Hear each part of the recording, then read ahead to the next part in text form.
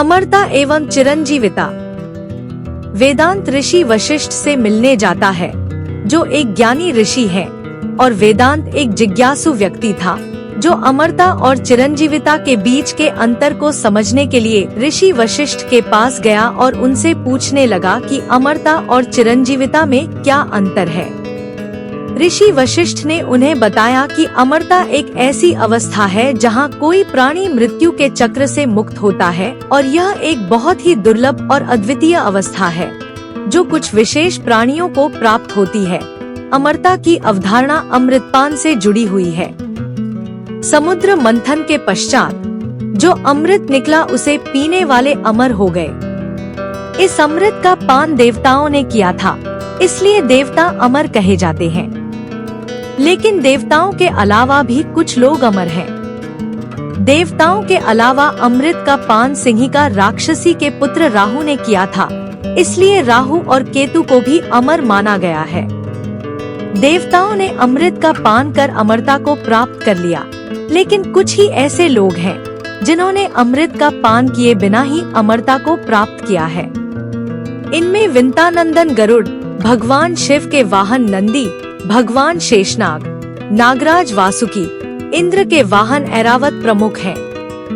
हालांकि एक अपवाद सुकेश राक्षस का भी है। सुकेश राक्षस को भगवान शिव ने अमरता का वरदान दिया है, जबकि उसने अमृत का पान नहीं किया था। ऋषि वशिष्ठ ने आगे बताया कि चिरंजीविता एक ऐसी अवस्था है जहां कोई प्राणी लंबे समय तक जीवित रहता है, लेकिन मृत्यु के चक्र से मुक्त नहीं होता, और यह एक सामान्य अवस्था है जो कई प्राणियों को प्राप्त होती है। चिरंजीवी होने का अर्थ है दीर्घ काल तक जीवित रहना।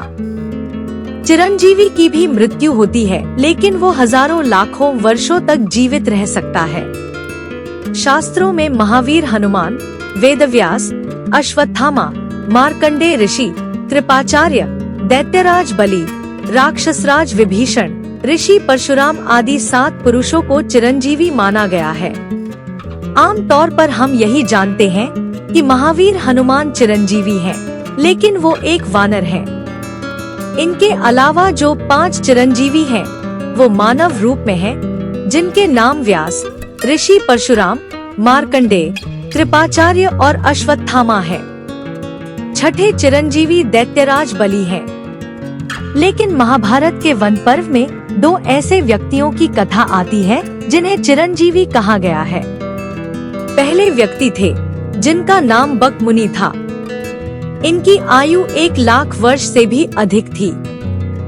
बक मुनि महान तपस्वी थे। बक मुनि ऋषि दल्भ के पुत्र थे और इंद्र के परम मित्र थे। महाभारत के वन पर्व में बक मुनि और इंद्र का संवाद है। इसमें इंद्र ऋषि बक से पूछते हैं कि चिरंजीवी होने से क्या दुख भोगने पड़ते हैं। बक मुनि इंद्र से कहते हैं कि चिरंजीवी होना कोई सुख की बात नहीं है, बल्कि यह एक दुखदायी स्थिति है। चिरंजीवी मनुष्य को अपने प्रियजनों की मृत्यु अपनी आँखों के सामने देखनी पड़ती है। चिरंजीवी व्यक्ति वृद्ध हो जाता है और उसे दूसरों के अन्न पर जीवन निर्वाह करना पड़ता है। चिरंजीवी मनुष्य को अपनी आँखों के सामने समाज का पतन देखना पड़ता है।